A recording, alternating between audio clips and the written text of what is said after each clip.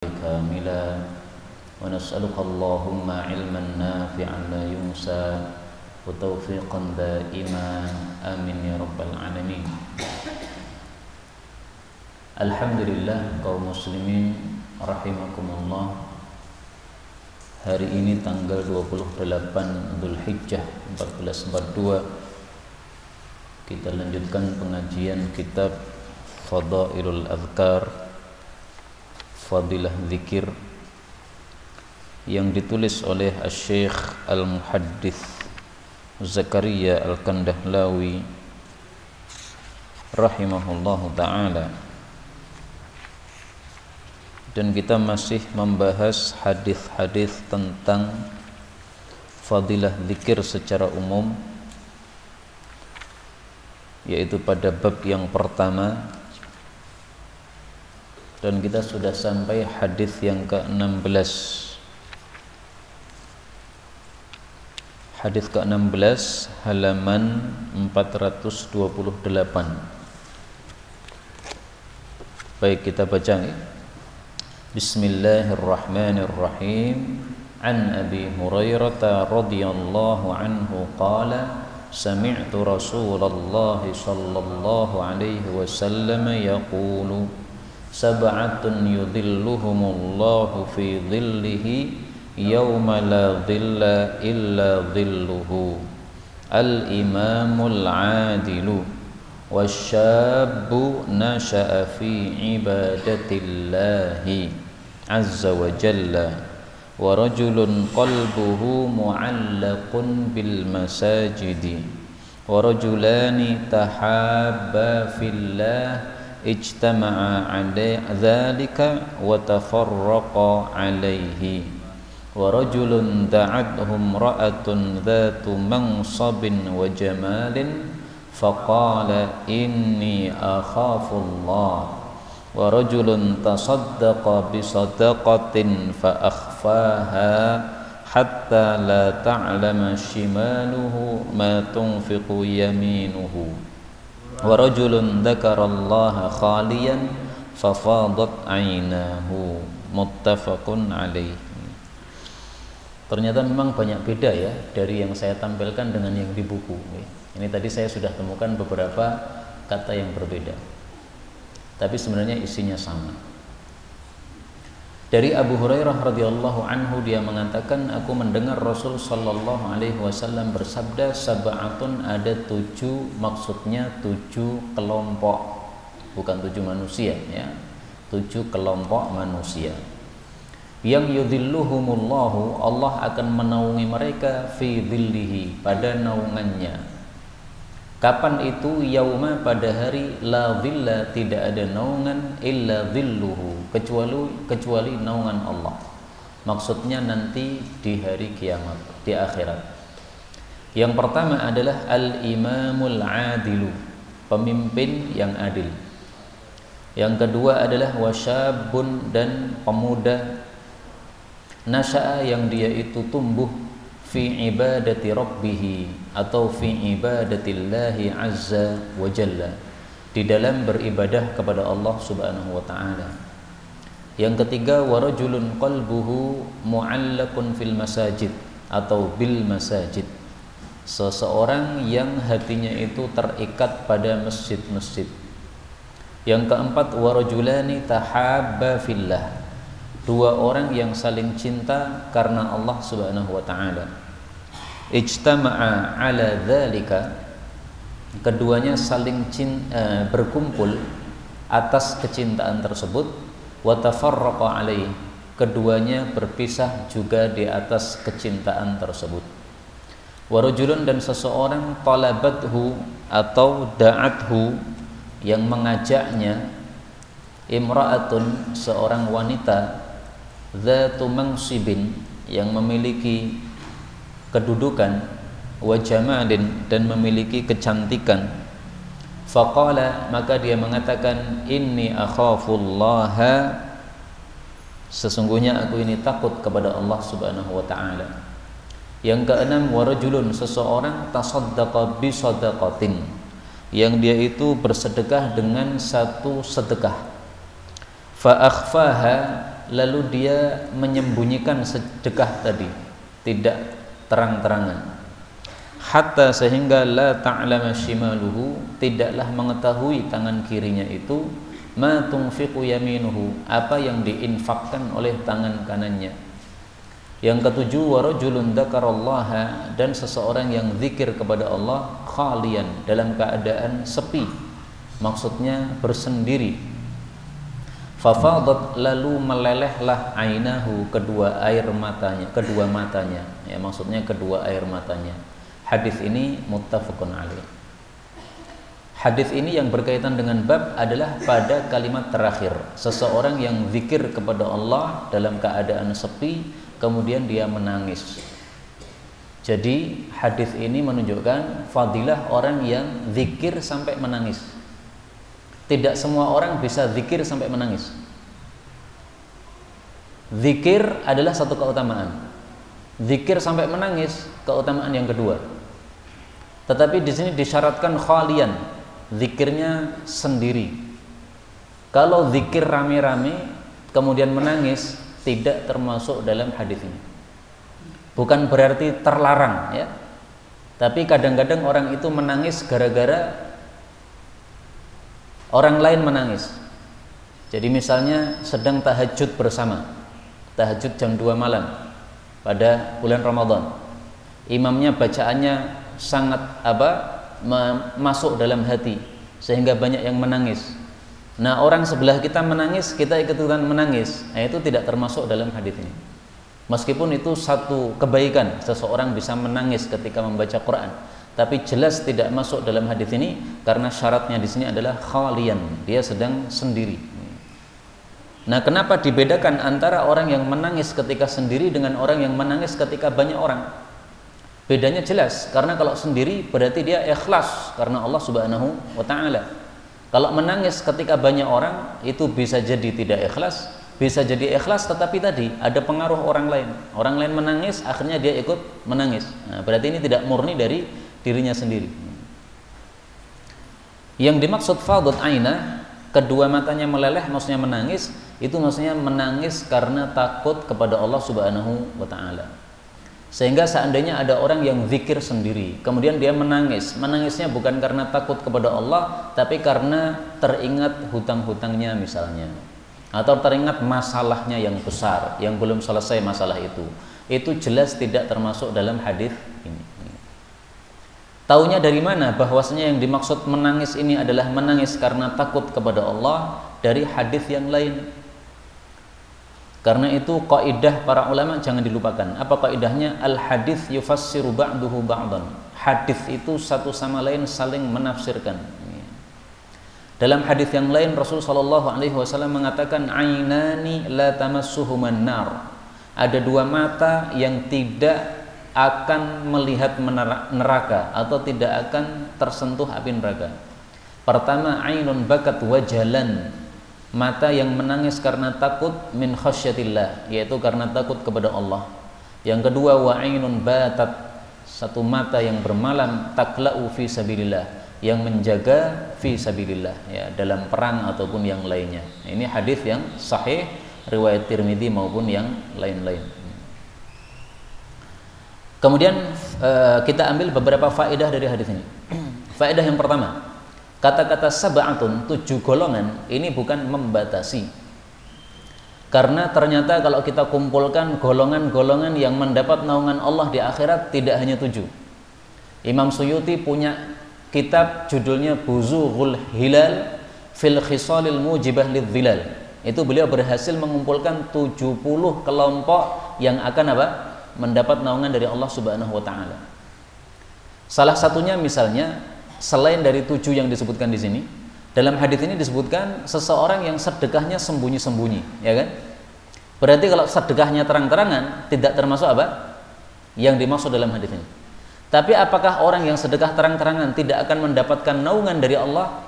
Ternyata kita temukan dalam hadis yang lain, sedekah apapun terang-terangan maupun sembunyi-sembunyi sama saja nanti akan mendapatkan naungan dari Allah Subhanahu wa taala. Rasul sallallahu alaihi wasallam bersabda, "Kullu mri'in fi dhilli sadaqatihi hatta yuqda bainal ibad. Setiap orang itu berada dalam naungan sedekahnya sampai diselesaikan hisab di antara para manusia. Hadis riwayat Imam Ahmad sahih. Nah, sedekah terang-terangan berdasarkan hadis ini termasuk yang mendapatkan naungan, tetapi bukan termasuk 7 yang dimaksudkan dalam hadis ini. Karena 7 di sini adalah sedekahnya yang sembunyi-sembunyi, yang terang-terangan tidak termasuk. Karena itu para ulama mengatakan ini kaidah yang perlu kita ketahui, al-adadu la mafhuma lahu. Al-adadu jumlah itu la mafhuma lahu, tidak memiliki mafhum. Maksudnya gimana kaidah ini? Maksudnya jumlah-jumlah yang disebutkan Nabi itu bukan untuk membatasi. Jadi ketika Nabi mengatakan ada 7, ini bukan berarti hanya 7. Tapi waktu itu Nabi ingin menjelaskan 7. Contoh yang lain supaya lebih mudah dipahami. Rasulullah mengatakan ada 4 yang masih mengalirkan pahala meskipun seseorang itu sudah mati. Apakah 4 ini membatasi? Tidak. Karena dalam hadis yang lain Nabi mengatakan sab'un, ada 7. Nah, jadi Nabi kadang menyampaikan 4, kadang menyampaikan 7, tergantung keinginan Rasulullah sallallahu alaihi wasallam. Kemudian faedah berikutnya, yang dimaksud fi dhillihi, diberi naungan oleh Allah dalam naungannya, itu adalah naungan singgasananya Allah Subhanahu wa taala. Dari mana taunya? Dari hadis yang lain. Rasul sallallahu alaihi wasallam mengatakan innal mutahabbina billah, orang yang saling cinta karena Allah, fi dhillil arsy, berada di naungan singgasananya Allah Subhanahu wa taala. Hadis riwayat Tabarani sahih.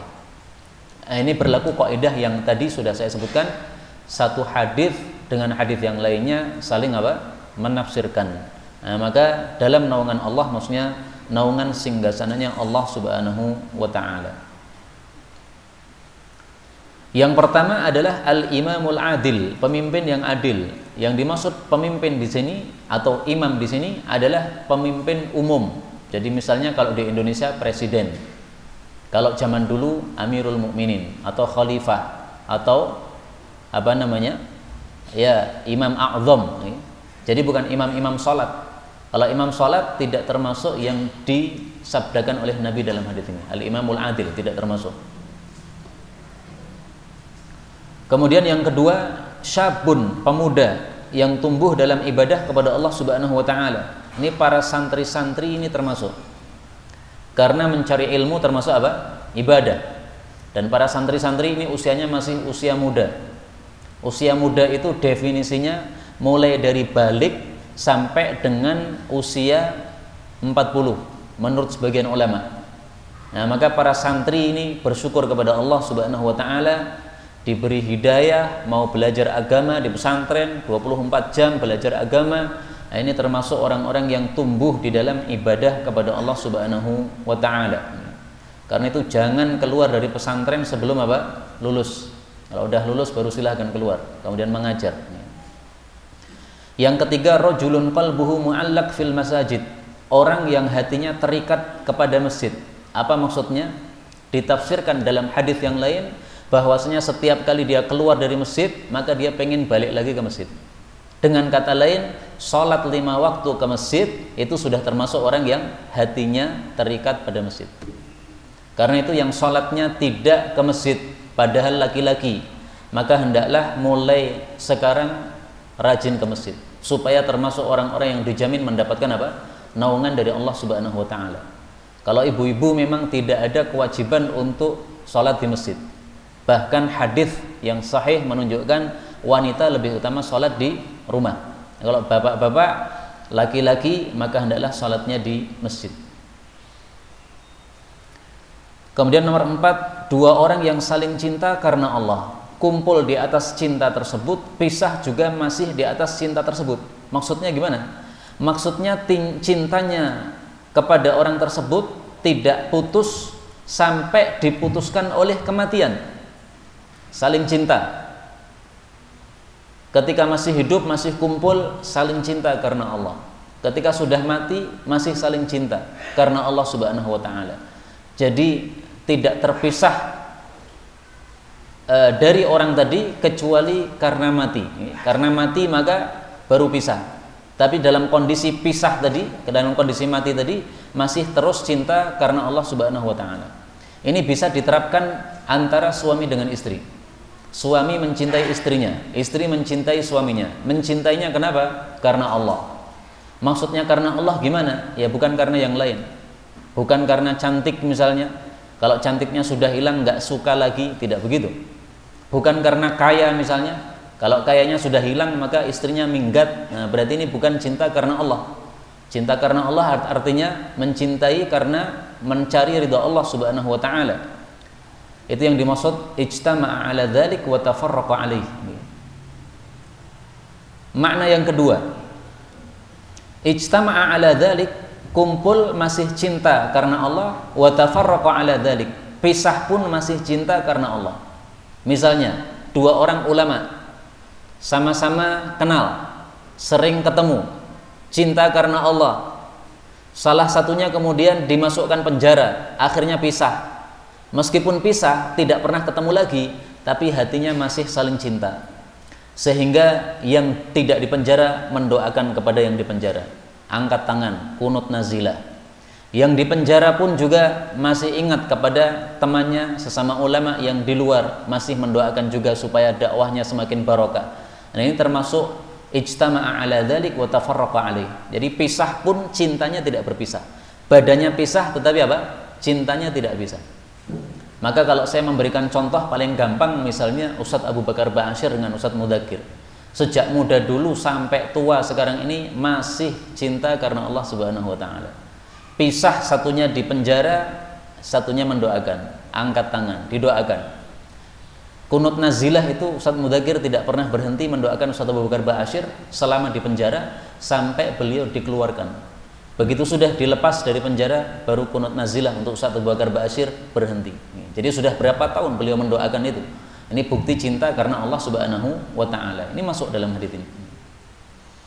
Kemudian yang kelima, seseorang laki-laki diajak perempuan, perempuannya punya kedudukan dan punya kecantikan.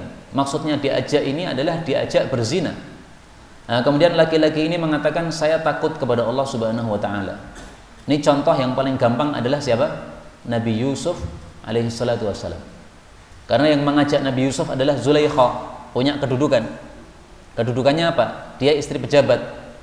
Dia kecantikan punya, karena dia terkenal cantik. Nah, maka Nabi Yusuf termasuk dalam hadis ini. Beliau pasti akan dapat naungan oleh Allah Subhanahu wa taala. Dan ini adalah syarat dzatu mansibin wa jamalin. Wanita yang mengajak ini adalah yang punya kedudukan dan kecantikan. Kalau ada wanita mengajak kita berzina, tapi dia jeleknya bukan main, ireng kayak areng, tidak menarik sama sekali. Kemudian kita mengatakan, inni akhafullah, saya nggak mau sama kamu. Nah, maka ini tidak termasuk hadis ini. Meskipun kita sudah bagus, diajak zina nggak mau, bagus. Tapi kenapa belum masuk di sini? Karena yang mengajak tidak menarik. Nah, sehingga di sini qaid ini adalah qaidun mu'tabar. Ini adalah satu syarat yang berlaku. Kalau syaratnya tidak ada, maka hadis ini tidak berlaku untuk orang tersebut. Kemudian yang keenam, seseorang yang sedekah satu sedekah dia sembunyikan sehingga tangan kirinya tidak mengetahui apa yang diinfakkan oleh tangan kanannya. Ini hanya sebuah kinayah. Bukan betul-betul ketika sedekah kita harus sembunyikan tangan kiri supaya nggak lihat apa yang disedekahkan tangan kanan, enggak. Malah kalau sedekah dengan cara itu bid'ah, nggak ada dalilnya sama sekali. Itu salah paham terhadap hadis ini. Ini maksudnya adalah saking sembunyinya orang yang paling dekat pun tidak mengetahui. Istrinya nggak tahu kalau dia sedekah. Kenapa? Dia sedekah nggak ngomong sama istrinya. Nah, itu betul-betul menyembunyikan. Tidak ada yang tahu tapi kita cerita sama istri, saya tadi sedekah sekian. Nah, itu berarti bukan akhfa, bukan menyembunyikan. Karena orang sebelahmu yaitu istri tahu. Nah, maka dalam hadis yang sahih Rasul Shallallahu Alaihi Wasallam menghasum kita supaya punya amalan yang tersembunyi yang tidak ada satupun orang yang tahu. Man istata'a, barang siapa yang mampu minkum dari kalian, ayyakuna lahu khib'un, untuk memiliki sesuatu yang tersimpan, min amalin saleh, dari amal saleh, falyaf'al, hendaklah dia lakukan. Hadis riwayat Imam Dia derajatnya sahih. Nah, karena itu amalan-amalan soleh hukum asalnya tidak boleh ditampak-tampakkan. Karena kalau ditampak-tampakkan menyebabkan kita kurang ikhlas, terganggu keikhlasan kita. Karena itu saya sangat tidak setuju orang-orang yang umroh kemudian dia motret dirinya di depan Ka'bah pakai baju apa? Baju ihram, nah, kemudian ditampilkan di gambar ini di mana-mana, di profil Facebooknya dan sebagainya. Ini tidak sesuai sunnah kayak begini. Yang sesuai sunnah adalah amal soleh itu khib'un, itu disembunyikan. Supaya apa? Supaya lebih ikhlas kepada Allah Subhanahu wa taala. Wallahu a'lam bissawab. Meskipun saya tahu ya, perkataan saya ini oleh sebagian orang tidak disukai. Saya nggak peduli karena memang perbuatan itu salah. Menampilkan ibadah seperti itu salah. Salat tahajud sedang sujud kemudian dipotret jadi profil apa? WA, itu nggak benar kayak begitu. Kalau salat ya yang ikhlas, tidak usah dipajang-pajang seperti itu. Baik, kita lanjutkan hadis yang ke-17. Ini halaman 430. An Abi Hurairah radhiyallahu anhu qala qala Rasulullah sallallahu alaihi wasallam yunadi munadin yaumal qiyamah aina ulul albab qalu ayyu ulil albab turidu qala alladhina yadhkuruna Allah qiyaman wa qu'udan wa ala junubihim وَيَتَفَكَّرُونَ فِي خَلْقِ السَّمَاوَاتِ وَالْأَرْضِ رَبَّنَا مَا خَلَقْتَ هَذَا بَاطِلًا سُبْحَانَكَ فَقِنَا عَذَابَ النَّارِ عُقِدَ لَهُمْ لِوَاءٌ فَاتَّبَعَ الْقَوْمُ لِوَاءَهُمْ وَقَالَ لَهُمْ ادْخُلُوهَا خَالِدِينَ. Ya, ini tertulis liwaan, saya ganti ya, liwaun supaya sama. Hadis ini diriwayatkan oleh Al-Asbahani di dalam Targhib dan derajatnya saya tidak mengetahuinya. Maka untuk hadis ini pun saya masih kasih tanda tanya ya, derajatnya apa saya nggak ngerti. Diriwayatkan bahwa Nabi mengatakan yunadi akan menyeru munadin, seorang penyeru yaumal qiyamah pada hari kiamat. Aina, dimanakah ulul albab, orang-orang yang punya pikiran yang bagus, pikiran yang jernih. Qalu, mereka menjawab, ayyu ulil albab, ulil albab yang siapa atau yang mana, turidu yang Anda kehendaki. Qala, Allah menjawab, alladzina yadhkuruna Allah qiyaman, orang-orang yang zikir kepada Allah dalam keadaan berdiri, wa qu'udan, dan dalam keadaan duduk, wa ala junubihim, dan juga dalam di atas lambung-lambung mereka, maksudnya dalam posisi berbaring. Wa yatafakkaruna, dan mereka berfikir, fi khalqis samawati, tentang penciptaan langit-langit, wal ardi, dan bumi, sambil mengucapkan Rabbana, wahai Rabb kami, ma khalaqta hadza batila, tidaklah engkau menciptakan langit bumi ini dalam keadaan batil, yaitu maksudnya sia-sia tanpa tujuan. Subhanaka, maha suci engkau, faqina, maka jagalah kami, adzaban nar, dari siksaan api neraka. Uqida lahum liwaun, ditegakkan bagi mereka satu bendera. Fattaba'al qaumu liwa'ahum, maka kaum itu mengikuti bendera mereka. Wa qala lahum, dan berkata kepada mereka, udkhuluha, masuklah ke dalamnya, maksudnya ke dalam jannah, khalidin, dalam keadaan kekal. Ini tertulis uqida lahum liwaun, tapi sebenarnya saya lebih cocok kalau bacaannya ini aqada, karena fa'ilnya adalah Allah. Aqada, Allah menegakkan, lahum, bagi mereka, liwaan, satu bendera. Kenapa? Karena di akhirnya ada wa qala lahum, Allah berkata kepada mereka, ada fa'ilnya. Nah, maka paling bagusnya yang pertama ini juga dibaca aqada lahum. Wallahu a'lam bissawab. Kaum muslimin rahimani wa rahimakumullah, hadis ini menunjukkan fadilahnya orang yang yadhkurunallaha qiyaman wa qu'udan wa ala junubihim. Zikir kepada Allah dalam semua kondisi. Kondisi berdiri zikir, kondisi duduk zikir, kondisi berbaring zikir. Karena itu Nabi mengajarkan kita, kalau kita sudah berada di tempat tidur, mau tidur, jangan langsung tidur, tapi apa? Zikir. supaya kita termasuk pengamal ayat ini. Ini adalah surat Ali Imran bagian akhir, rukuk terakhir.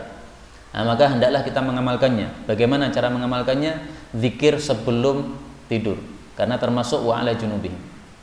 Demikian juga zikir ketika kita naik kendaraan, karena orang yang naik kendaraan itu termasuk orang yang qu'udan atau qiyaman, berdiri atau dia duduk di atas kendaraan, atau disebut berdiri karena dia berjalan di atas kendaraan yang berjalan. Nah, ini sudah termasuk orang-orang yang zikir dalam segala kondisinya.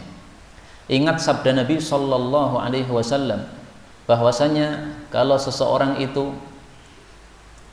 ketika perjalanannya menyanyi-nyanyi, maka dia ditemani setan. Ma min raqibin yakhlu fi masirihi billahi wa dzikrih. Tidak ada seorang pengendara yang ketika perjalanannya itu berzikir kepada Allah Subhanahu wa taala illa kana ridfahu malak, diboncengi oleh malaikat. Wala yakhlu bi syi'rin wa nahwih, tetapi kalau dia mendendangkan syair maupun yang lain-lainnya, ya nyanyian-nyanyian, illa kana ridfahu syaitanun, kecuali diboncengi oleh setan. Hadis riwayat Tabarani, derajatnya hasan. Karena itulah ayat ini, alladzina yadhkurunallaha qiyaman wa qu'udan, ini selalu dibaca Nabi setiap bangun tidur. Seperti hadisnya kemarin sudah saya sampaikan. Nabi bangun tidur langsung keluar kamar menuju ke hujrah. Hujrah itu adalah ruang di luar kamarnya. Nah, hujrahnya Nabi tidak ada atapnya, tidak seperti rumah kita. Kemudian beliau melihat ke langit membaca rukuk terakhir dari surat Ali Imran. Nah, kemudian beliau baru masuk, kemudian berwudu dan salat tahajud. Nah, orang-orang yang melakukan ayat ini nanti akan dipanggil di akhirat, aina ulul albab, di mana ulul albab. Nah, setelah itu mereka akan bangkit memenuhi panggilannya Allah Subhanahu wa taala. Tapi memang sayangnya hadis ini derajatnya apa? Saya tidak mengetahui. Tapi saya temukan hadis yang semakna dengan hadis ini. Tetapi pertanyaannya berbeda, bukan aina ulul albab. Pertanyaannya adalah aina jirani, dan ini hadis sudah pernah saya sampaikan, tetapi kita ulangi lagi supaya semakin hafal terhadap hadis-hadis Rasulullah sallallahu alaihi wasallam. Di dalam kitab Silsilatul Ahadits Shahihah, Rasul sallallahu alaihi wasallam menjelaskan bahwa nanti di akhirat Allah Subhanahu wa taala bertanya, aina jirani, di mana tetangga-tetangga saya? Innallaha la yunadi yaumal qiyamah aina jirani aina jirani, fataqulul malaikah, malaikat menjawab, rabbana wahai rabb kami, wa may yanbaghi, siapa yang pantas, ayyujawiraka, untuk menjadi tetanggamu, fayaqul, maka Allah menafsirkan, aina ummarul masajid, di mana orang-orang yang suka memakmurkan masjid. Jadi orang-orang yang memakmurkan masjid ini akan dimuliakan oleh Allah, dipanggil-panggil nanti hari kiamat. Maka minimal kita datang 5 kali ke masjid untuk salat 5 waktu. Lebih bagus lagi kalau bisa datang lebih banyak, tidak hanya 5 kali ke masjid. Ada pengajian datang, ada tadarusan datang, ada amal soleh ngecor datang. Nah, maka orang yang seperti ini dijamin termasuk aina ummarul masajid, yang dipanggil oleh Allah Subhanahu wa taala nanti pada hari kiamat. Nah, ketika dipanggil mereka akan bangkit, kemudian akan dimuliakan oleh Allah Subhanahu wa taala. Karena itu rugilah orang-orang yang belum mau ke masjid, maunya salat di rumah, padahal dia laki-laki. Kalau perempuan silahkan di rumah, nggak ada masalah. Di masjid juga nggak ada masalah, bebas, perempuan bebas. Tapi laki-laki tidak bebas. Laki-laki hendaklah datang ke masjid. Kita lanjutkan hadis berikutnya, hadis 18. Halaman berapa? 433. An Abdurrahman bin Sahl bin Hunayf radhiyallahu anhu qala nazalat ala Rasulillah sallallahu alaihi wasallam wa huwa fi ba'di abyatihi wasbir nafsaka ma'al ladzina yad'una rabbahum bil ghadati wal 'ashi fa kharaja yaltamisuhum fawajada qauman yadhkuruna Allaha fihim tha'irur ra'si wa jafful jildi wa thawbil wahidi falamma ra'ahum jalasa ma'ahum wa qala alhamdulillahilladzi ja'ala fi ummati man amarani an asbira nafsi ma'ahum. Akhrajahu Ibnu Jarir wa Tabarani wa Ibnu Marduyah kadza fiddu. Hadis ini rijaluhu rijalus sahih.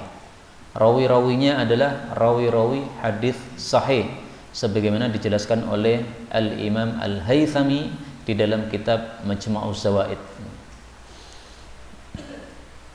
Isinya Abdurrahman bin Sahal bin Hunayf mengatakan, nazalat telah turun ala Rasulillah kepada Rasulullah sallallahu alaihi wasallam, wa huwa sementara beliau fi ba'di abiyatihi pada sebagian kamar-kamar beliau. Baitun artinya apa? Kamar, ya, sebagaimana sudah dijelaskan kemarin. Ayat yang turun adalah wasbir nafsaka, sabarkanlah dirimu ma'alladzina bersama orang-orang yang yad'una rabbahum beribadah kepada Rabb mereka bil ghadati pada waktu pagi wal asyi dan pada waktu sore. Fa kharaja maka Nabi keluar dari kamarnya yaltamisuhum mencari mereka. Fa wajada qauman maka beliau mendapati suatu kaum, ini zahirnya di masjid, ya. Yalqurunallaha yang sedang zikir kepada Allah Subhanahu wa taala. Fihim di antara mereka ada thairur ra'si, orang yang amburadul kepalanya, jadi rambutnya tidak rapi. Wajaful jildi dan orang yang kering kulitnya karena saking miskinnya, ya, sehingga tampak dari keringnya kulit. Wadhu thawbil wahid dan orang yang memiliki satu baju saja, ini juga orang-orang miskin ini. Falamma maka tatkala ra'ahum melihat mereka jalasa ma'ahum, Nabi pun duduk bersama mereka. Wa qala dan beliau mengucapkan alhamdulillah segala puji hanya bagi Allah alladzi ja'ala yang telah menjadikan fi ummati pada umatku man orang-orang yang amaroni Allah suruh aku ini an asbira ma'ahum an asbira nafsi supaya saya mensabarkan diri saya atau menahan diri saya ma'ahum bersama mereka. Hadis diriwayatkan Tabarani dan rawi-rawinya rawi-rawi hadis sahih. Hadis ini menunjukkan fadilahnya orang-orang yang kumpul untuk zikir kepada Allah Subhanahu wa taala. Nah, zikir kepada Allah sudah dijelaskan kemarin. Ada zikir bersama jama'i, yaitu misalnya majelis ilmu seperti ini.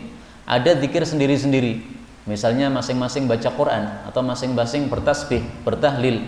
Ini semuanya masuk di sini. Maka seandainya Rasul sallallahu alaihi wasallam hari ini datang ke masjid ini, beliau juga akan mengatakan kalimat ini, alhamdulillahilladzi ja'ala fi ummati man amarani an asbira ma'ahum an asbira nafsi ma'ahum. Nah, maka ini fadilah yang besar untuk majelis ilmu seperti ini, di mana Rasul sallallahu alaihi wasallam kalau mengetahui majelis seperti ini tidak tinggal diam, tapi beliau ikut duduk bersama mereka.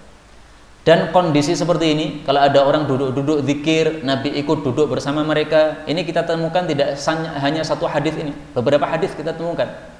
Misalnya hadis yang dulu pernah saya sampaikan riwayat Abu Dawud, la an aq'uda ma'a qaumin yadhkurunallah. Sungguh-sungguh saya duduk bersama suatu kaum yang zikir kepada Allah. Min salatil ghadati hatta tatlu'a syams. Dari sejak pagi subuh sampai terbit matahari. Ahabbu ilayya min an u'tiqa arba'atan. Lebih saya sukai daripada memerdekakan 4 budak keturunan Nabi Ismail alaihi salatu wassalam. Hadis riwayat Abu Dawud dari Anas sahih. Nah, ini menunjukkan bahwa Nabi kalau melihat majelis zikir, majelis ilmu seperti ini, beliau tidak tinggal diam, tapi beliau apa? Ikut hadir di dalamnya. Karena mengetahui fadilah yang besar pada majelis-majelis seperti ini. Kemudian kita ambil beberapa faedah dari hadis ini. Faedah pertama, bahwasanya ada ayat-ayat Al-Quran yang turunnya tanpa sebab, seperti hadis ini. Tidak ada sebab, tiba-tiba turun ayat menyuruh Nabi untuk bersama orang-orang yang zikir. Nah, maka Nabi langsung mengamalkan, langsung keluar dari rumah mengamalkan ayat ini. Ada juga yang kedua adalah ayat-ayat yang punya sebab. Ada satu kejadian, maka Allah turunkan ayat. Itu namanya ayat yang punya sebab. Istilahnya dalam ilmu ulumul Quran disebut ayat sababiyah, ayat yang punya sabab nuzul. Contoh misalnya, Ada orang lapor kepada Nabi Shallallahu Alaihi Wasallam, laporannya ngawur, tidak benar. Maka Allah turunkan ayat, In ja'akum fasiqum binaba'in fatathabbatu atau fatabayyanu, dua qiraah. Jika datang kepada kalian orang fasik dengan satu berita, maka tasabbut dulu. Tasabbut itu apa? Tabayyun, sama. Jadi dicek dulu beritanya benar atau tidak. Jadi waktu itu Nabi kirim sahabatnya untuk ngambil zakat dari suatu kaum. Nah, kaum ini ketika didatangi oleh penarik zakat ini, semuanya langsung keluar dari kampung. Maka si penarik zakat ini takut, dia dikira akan diserang oleh kaum tadi. Akhirnya dia langsung pulang kembali ke Madinah. Lapor kepada Nabi SAW, ya Rasulullah, kaum yang engkau kirim saya untuk narik zakat tidak mau bayar zakat, malah mau menyerang saya. Nah, maka Rasulullah hampir saja mengerahkan pasukan ke kampung tersebut. Padahal ternyata setelah turun ayat ini, Nabi mengecek apa yang terjadi. Ternyata mereka itu datang untuk menyambut orang yang datang tadi. Gara-gara amil zakat ini tidak segera datang, sudah ditunggu-tunggu lama kok nggak segera datang. Nah, begitu muncul ini kiriman Nabi SAW, mereka langsung bangkit berdiri untuk nyambut. Nah, tapi karena ketakutan dia malah lari sendiri, dikira akan dibunuh. Nah, ini tasabbut namanya, ya. Jadi berita jangan langsung dipercaya, tetapi dicek dulu. Ini namanya tasabbut atau tabayyun. Nah, ayat ini turunnya berdasarkan kejadian tadi. Ini namanya ayat yang apa? Sababiyah, punya sebab. Ayat yang tidak ada sebabnya disebut ayat ibtidaiyah. Ibtida itu nazala ibtidaan, turun langsung tanpa ada sebab. Mana lebih banyak ayat yang sababiyah atau ibtidaiyah? Tentu saja lebih banyak ayat yang ibtidaiyah. Karena tidak semua ayat itu terjadi kejadian padanya, tetapi kadang-kadang ada kejadian-kejadian yang menyebabkan turunnya ayat tersebut. Faedah berikutnya, hadis ini mengatakan fa kharaja yaltamisuhum. Begitu turun ayat menyuruh Nabi untuk bersama orang-orang yang ibadah kepada Allah, beliau langsung keluar rumah untuk mengamalkan ayat ini. Ini menunjukkan betapa taatnya Rasulullah SAW kepada Allah. Disuruh langsung berangkat. Ini bandingkan dengan kita sekarang ini. Mendengar azan tidak segera berwudu, tapi malah santai-santai, akhirnya sholat jamaah terlambat. Nah, itu kan berarti tidak cepat dalam mengamalkan. Nah, kalau kita mengaku Nabi kita adalah Nabi Muhammad sallallahu alaihi wasallam, hendaklah kita meniru beliau. Azan terdengar, segera semua aktivitas ditinggalkan. Kemudian wudu, kemudian sholat sunnah di rumah, kemudian berangkat ke masjid. Kalau di masjid belum azan, belum qomat, sholat sunnah lagi. Kalau sudah qomat, ya sudah, berarti kita langsung masuk sholat jamaah yang dilakukan. Ada satu cerita yang sering saya ungkap. Ini cerita yang disebutkan oleh Al-Imam Abu Dawud di dalam kitab sunannya. Cerita ini saya dapatkan ketika saya masih santri. Saking senangnya saya dengan cerita ini, maka sering saya tampilkan. Qala Abu Dawud, berkata Abu Dawud, karena Ibrahim As-Sa'ir, adalah Ibrahim As-Sa'ir rajulan salihan, seorang laki-laki saleh. Qatalahu Abu Muslim bi Arandas. Dia mati syahid, dibunuh oleh Abu Muslim di tempat namanya Arandas. Qala wa kana, dan adalah Ibrahim As-Sa'ir ini, idza rafa'al mitraqah, kalau dia sudah mengangkat palunya, fasami'an nida, lalu dia mendengar azan, sayyabaha, dia langsung tarik palunya tadi. Palu sudah diangkat, tinggal mukulkan, okay? Tapi Allahu Akbar langsung dilepas. Coba kalau kita gimana? Tak pukul dulu sampai adanya selesai, okay? Adzan selesai, wah kok masih nikmat, nambah lagi sampai dengar qomat. Nah, ini berarti kurang taat kepada Allah Subhanahu wa taala. Nah, membaca hadis-hadis seperti ini jangan hanya dilewati saja. Membaca hadis-hadis seperti ini kita ambil pelajarannya dan kita terapkan. Jadi jangan hanya dibaca fa kharaja yaltamisuhum, setelah mendengar ayat Nabi langsung keluar, oh ceritanya begini, tidak begitu. Dia ambil pelajaran darinya. Betapa cepatnya Rasul melakukan amalnya ini, melakukan perintah Allah, disuruh bersama orang-orang yang zikir, langsung keluar dari kamarnya untuk mengamalkan ayat ini. Maka beliau menemukan ternyata di masjid ada orang yang sedang apa? Yadhkurunallah, zikir kepada Allah Subhanahu wa taala. Nah, zikir itu termasuk yad'una, beribadah kepada Rabbahum, Rabb mereka. Yad'una saya artikan ibadah. Karena kata-kata yad'un yang berasal dari doa itu ada dua macam doa. Ada doaul mas'alah, doa yang berupa meminta, ada doaul ibadah, doa yang berupa ibadah. Jadi kalau kita sedang sholat itu kita sedang berdoa, tapi doanya berupa apa? Ibadah. Kita sedang baca Quran itu sedang berdoa, doanya doa ibadah. Kita sedang angkat tangan berdoa Allahumma Allahumma, itu juga sedang berdoa, tapi doanya apa? Doa meminta. Nah, jadi yad'un ini boleh diartikan berdoa, boleh diartikan beribadah. Terjemahkan yang sesuai dengan kondisi kalimatnya.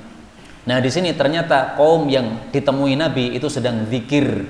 Nah, sedang zikir berarti lebih cocoknya yad'un diartikan apa? Ibadah.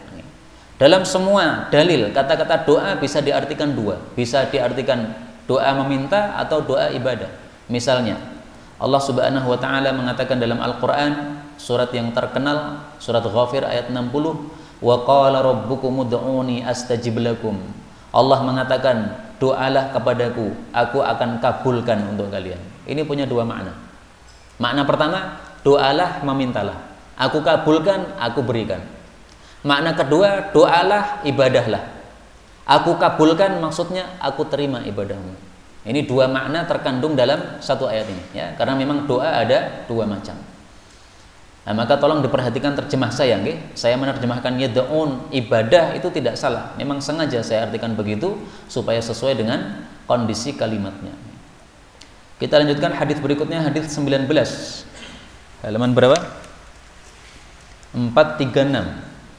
An Abi Hurairah radhiyallahu anhu qala Rasulullah sallallahu alaihi wasallam fima yadhkuru an rabbih tabaraka wa ta'ala udhkurni ba'dal asri wa ba'dal fajri sa'atan akfika ma bainahuma akhrajahu Ahmad kada fiddur.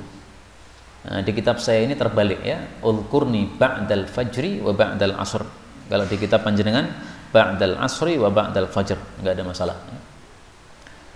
Rasul sallallahu alaihi wasallam menyampaikan apa yang beliau sebutkan dari Allah, berarti ini hadis qudsi namanya.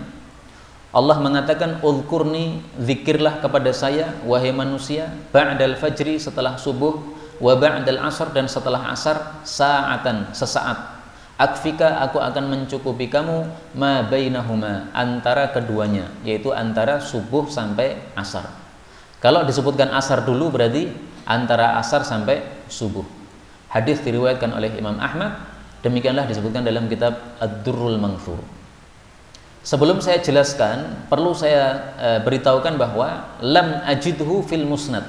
Hadis ini belum saya temukan dalam Musnad Ahmad, tetapi saya temukan diriwayatkan oleh Abu Nuaim di dalam kitab Hilyah dan derajatnya didhaifkan oleh Asy-Syaikh Al-Albani rahimahullah.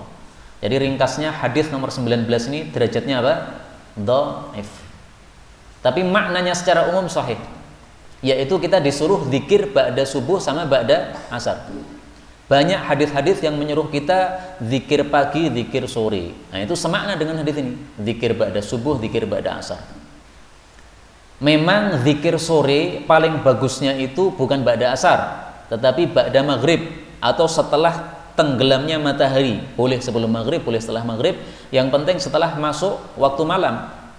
Berdasarkan hadis yang disabdakan oleh Nabi SAW dalam hal ini,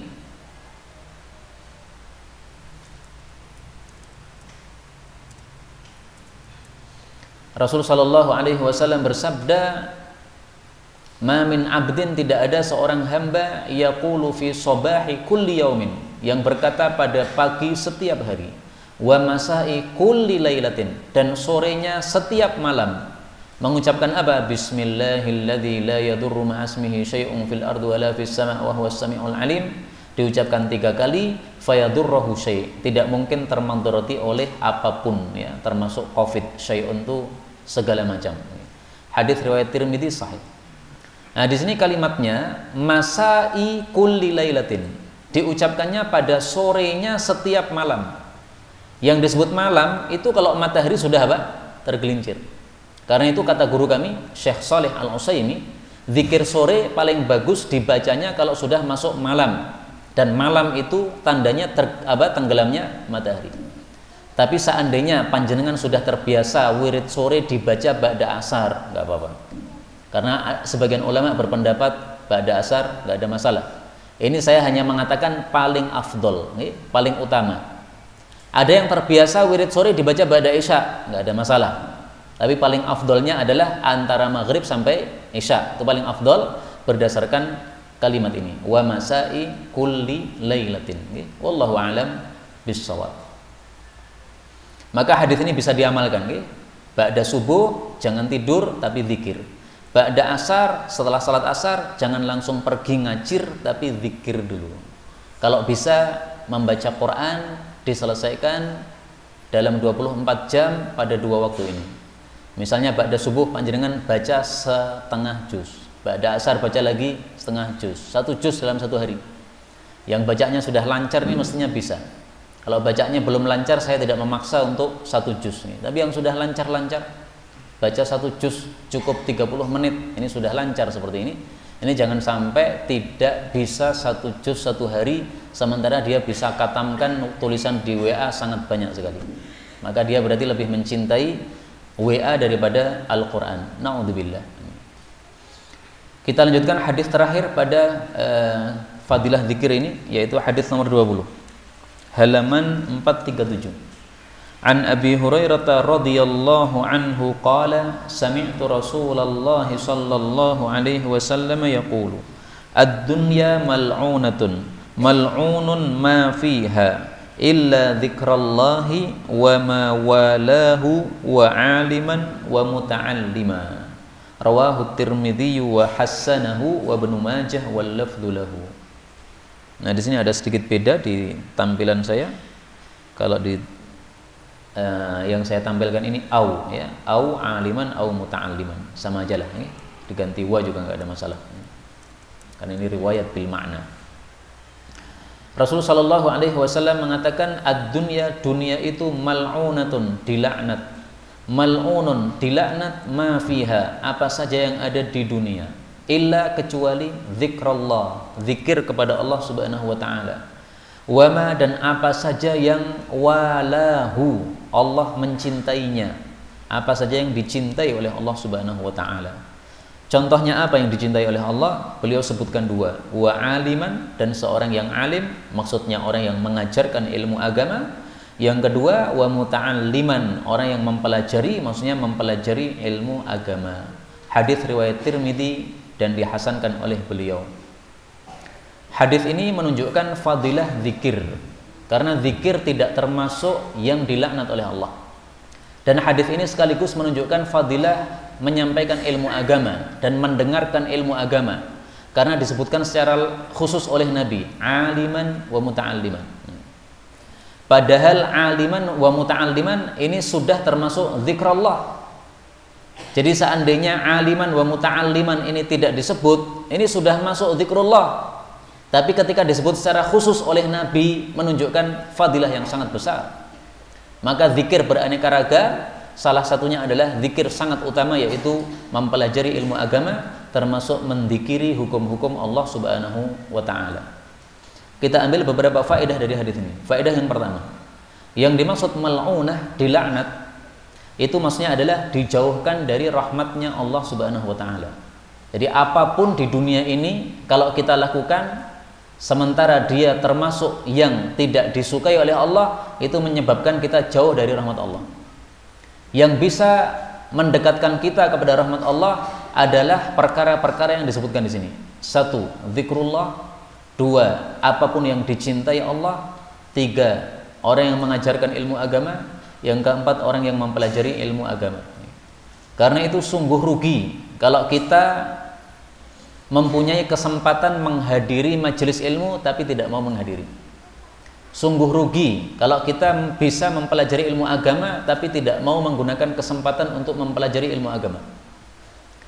Karena itu seringkali guru kami Al-Ustadz Mudzakir hafizahullah ta'ala menghasung manusia untuk mempelajari tafsir Quran 30 juz. Karena ternyata 30 juz dipelajari ini cukup waktu 3 bulan selesai. Kalau tidak mampu 3 bulan, boleh 1 bulan. Berarti dapat 10 juz. Kalau ternyata masih punya kekuatan, nambah lagi, 1 bulan lagi daftar. Jadi 20 juz. Ternyata kuat lagi, tambah lagi. 1 bulan dapat 10 juz lagi, 30 juz. Ini diadakan oleh beliau setiap tahun, ada. Hari-hari ini masih berlangsung training tafsir 30 juz. Nah, saya nggak tahu dari Pengkok ini ada yang mengirim atau tidak. Nah, paling bagusnya kalau setiap tahun ada yang dikirim dari tempat ini kepada pengajian training tersebut, supaya bertambah orang-orang yang paham Quran di antara kita, akan menjadi keberkahan untuk kita. Kemarin saya datang, itu ada sekitar pesertanya 19 orang dari berbagai negara Indonesia. Ada yang Jawa Barat, ada yang Jawa Timur, ada yang Jawa Tengah, macam-macam. Yang paling tua itu sekitar usia 65 tahun mungkin. Ibu-ibu, Masya Allah, semangatnya bagus sekali. Lain-lainnya adalah para santri-santri masih muda-muda, masih semangat. Nah, ini ada ibu-ibu yang sudah tua tapi masih semangat untuk mempelajari tafsir Quran. Ini termasuk kategori muta'alliman, orang yang mempelajari ilmu agama, tidak termasuk yang dilaknat oleh Allah Subhanahu wa taala. Kaum muslimin rahimani wa rahimakumullah, kita ambil beberapa faedah dari hadis ini, faedah yang lain. Di sini Nabi menyamakan antara alim, orang yang mengajarkan ilmu, dengan muta'allim, orang yang mempelajari ilmu. Karena itu para ulama mengatakan al-alim wal muta'allim fil ajri sawaun. Orang yang mengajarkan ilmu dan yang mendengarkan ilmu dalam masalah pahala sama. Sama-sama apa? Mendapatkan pahala. Apakah pahalanya orang yang berilmu ini lebih besar ataukah yang mendengarkan? Ini saya tidak ngerti. Yang zahir, yang mengajarkan pahalanya lebih besar karena dia lebih banyak aksinya, yaitu berkata, sementara yang mendengarkan lebih sedikit aksinya, yaitu mendengarkan. Tapi sama-sama dapat pahala, fil ajri sawa, sama-sama dapat pahala. Dan perkataan ulama ini saya temukan dalilnya, ada dasarnya ternyata. Mari kita lihat bagaimana sabda Nabi menunjukkan fadilahnya orang yang mengajarkan ilmu dan juga fadilahnya orang yang mendengarkan ilmu. Ternyata fadilahnya sama. 2 hadis Nabi. Yang pertama, hadis bicara tentang orang yang mempelajari ilmu. Wa inna talibal ilm, sesungguhnya penuntut ilmu agama, yastaghfiru lahu kullu syai', dimintakan ampun oleh segala sesuatu, hattal hitan fil bahr, sampai ikan-ikan di lautan. Hadis riwayat Ibnu Abdul Bar di dalam kitab Al-Ilm, derajatnya sahih. Jadi panjenengan duduk di majelis ilmu, itu ikan-ikan di lautan memintakan ampunan untuk panjenengan. Tidak hanya ikan-ikan, kullu syai', segala sesuatu, segala makhluk yang ada di atas muka bumi ini memintakan ampun untuk kita selama kita apa? Duduk di sini. Nanti kalau kita sudah keluar dari majelis ini, sudah berhenti permintaan ampun tadi, karena kita sudah tidak menuntut ilmu lagi, menuntut ilmunya sudah selesai. Ini fadilah penuntut ilmu. Sekarang fadilah yang mengajar. Rasulullah mengatakan muallimul khair, orang yang mengajarkan kebaikan, maksudnya ilmu agama. Yastaghfiru lahu kullu syai', juga dimintakan oleh segala sesuatu, hattal hitani fil bahr, sampai juga ikan-ikan di lautan. Hadis riwayat Tabarani, derajatnya juga sahih. Nah, dari sini kita tahu bahwa ternyata yang mendengarkan dan yang menyampaikan sama-sama mendapatkan fadilah yang sama. Dimintakan ampun oleh apa? Segala sesuatu. Karena itu dalam masalah ilmu ini semuanya untung. Yang bicara untung, yang mendengarkan juga untung. Yang memberikan motivasi juga untung. Yang memberikan infak sehingga terjadi kajian seperti ini juga untung.